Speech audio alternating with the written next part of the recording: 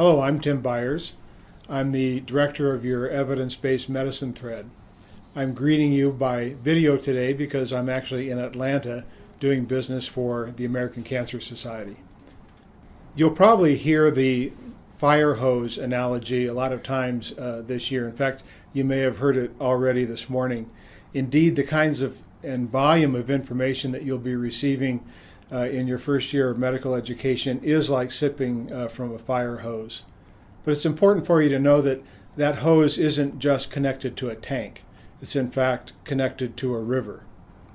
It's said that the half-life of medical information is about 5 years. That is, about every 5 years, half of what you learned needs to be relearned because of new information. I actually think it's a little longer than that for most practices, but in fact, there is new information coming out all the time. And the important question isn't what's the half-life, but the important question is what will you be doing as a healthcare provider to acquire and apply the best new information for that next patient that you're going to see.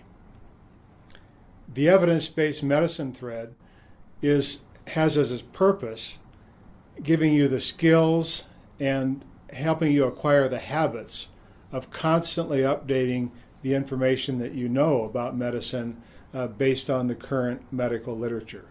The essence of the evidence-based medicine thread is an online journal club activity where throughout your 4 years of medical education, you will be asked to read a current paper from the medical literature out of the current literature, and I usually pick papers that are newsworthy either because they're in the news, literally, or because they're papers describing studies that will profoundly affect practice into the future. And every 3 years, not every 3 years, but every 3 weeks, you will then go online, read the paper, answer a few technical questions about the paper, and then engage in a dialogue with your fellow students and faculty about what that new study means for your own practice.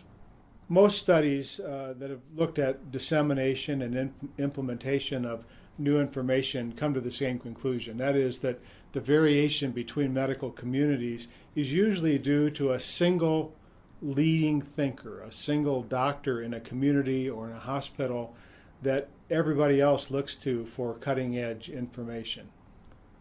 The purpose of our evidence-based medicine thread is essentially to make sure that you are that doctor, that you are the one that has the skills and the reading habits to be up to date on the latest information. So welcome to the University of Colorado School of Medicine. I look forward to meeting you all real soon.